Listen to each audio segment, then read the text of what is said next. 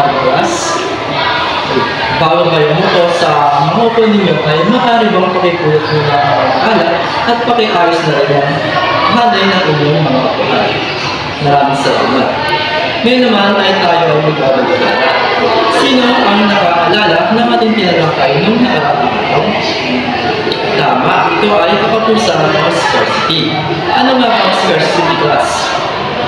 Mahusay. Ang scarcity ay kagunahan sa produkto o servisyo ng isang bansa o isang lugar. Naiintindihan ba ang pinalakay kahapon? Mahusay. Ngayon naman ay lumama na tayo sa ating panibawang papalakayin. Ang ating papalakayin ngayong araw ay patungkol sa sinaunang kabiasnan ng Asya.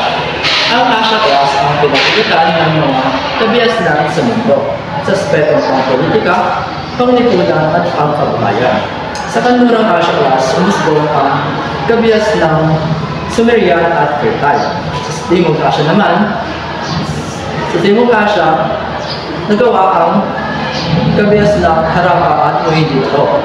At sa Timog Asya naman class, nakagawa ang mga Chinese na kabiasnan sa Ilog Huanghe. So, naiintindihan ba ang Asya? Mahusay. So, lumako naman tayo sa konsepto ng sibilisasyon at kabiasnan. Ang sibilisasyon class ay isang bahagi ng kabiasnan. Ito yung mga tao o pangkat ng tao na nakatira sa isang lugar. Ang kabiasnan naman ay tumutukoy sa kabuuan ng mga kultura at tradisyon ng isang pangkat ng tao. So, naiintindihan ba ang sibilisasyon at kabiasnan? Mahusay. Lumako naman tayo sa Mesopotamia. O lupain sa pagitan ng Tigris at Euphrates, ang pinagmulan ng unang kabiasnan. Ang Mesopotamia class ay nangangulugang lupa sa pagitan ng mga ilog. So matatagpuan ito sa pagitan ng mga ilog ng Tigris at Euphrates. Ang Meso ang lugar kung saan nagsimula ang unang kabiasnan sa mundo. So ang Mesopotamia class ang pinakaunang kabiasnan na naitatag sa buong mundo. Susunod naman ay ang Sumerian. Ang Sumerian naman class, around 300,500 before Christ era, ang mga taong tumira sa Mesopotamia ay nagngangalang Sumerian o tinatawag din Nomenikado Sumerian. So sila yung kauna-unahang tao na tumira sa kauna-unahang kabiasnan sa mundo. Next is ang Akkadian. Ang Akkadian naman class, ang imperyong Akkad ay itinatag ni Sargon I noong 2350 before Christ era. So ito yung kauna-unang imperyo na naitatag sa Mesopotamia sa pangunguna ni Sargon I. Sunod ay ang Babylon. Ang Babylon naman class, ang tayo ng Babylon ay si Hammurabi noong 1794 to 1750. Kaya siya bilang God of Hammurabi. Ibig sabihin o batas o parusa. So, ang ibig sabihin ng batas ng batas, ibig sabihin ay kung ano yung krimen na ginawa mo sa kapwa mo, ay siya ring batas na ikagawad sa'yo. So, naiintindihan ka class? Mahusay. Next naman ay ang Assyrian.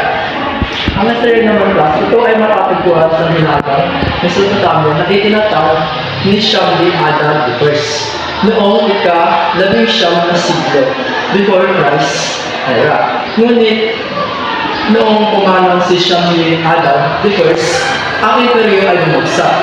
Ngunit, sa pangunguna ni Tiglath-Pileser I ay musbong ulit ito noong 1120 before Christ era. So, naiintindihan ba ang Assyrian? Mahusay. Next naman ay ang Chaldean. Noong 612 BCE, tinatawag din ng Phobosar Naku, grabe po, sir, bagong period ng Babylonia sa Chaldea tapos ang matagumpay na pag-aasa laban sa Assyria. So noong 612 before Christ era, nagsimula ang bagong yugto ng Babylonia nang itinatag ni Nabucodonosor ang Imperium Chaldea. Naganap ito matapos matagumpay ang labanan sa pagitan ng Chaldean at Sumerian. Next ay ang Persia. Noong 539 before Christ era, kasama ni Cyrus the Great ng Persia ang Babylon. So noong 539 before Christ era, naganap ang isang mahalagang pangyayari sa kasaysayan ng Mesopotamia.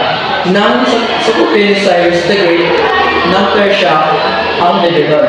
Ito ang pagtatapos ng Imperium Chaldean at pagsisimula ng bagong yugto ng religion. So naiintindihan ba ang Persian? Mahusay. Sunod na taas ay ang Harappa, ang matandang syudad ng Harappa at Mohenjo-daro na musbong ng 2,700 before Christ era. Sa nambak ng Indus ay naglalaman ng halos 40,000 na tao bawat isa. Ang Harappa at Mohenjo-daro na umusbong noong 2,700 before Christ era sa nambak ng Indus, bawat isa ay may 40,000 na tao. Ang mga lungsod nito ay nagpapakita ng isang mataas na antas ng pagunlad ng sibilisasyon sa panahon ng Indus Valley. So naiintindihan niyo ba sa ating tinalakay ngayong araw? Mahusay.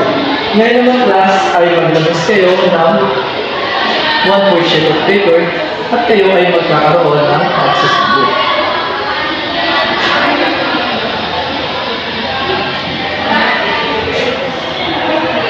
Panuro, isulat ang tamang sagot. Tapos na class, mahusay. Ipasa na ito sa harap. Ngayon naman class ay maglabas kayo ng isang malinis na kwaderno at isulat ninyo ang inyong kapitbahay. Ang inyong kapitbahay ay gumawa ng salaysay kung paano natin pamahalaan kung anong kagandahan ang pag-aaral tungkol sa mga sinaunang kabiasnan sa ating mundo. So tapos na ba ang isulat class? Mahusay. So, ayan lamang class ang ating paglalakayin ngayong araw. Maaari na kayong magsayo. Goodbye class.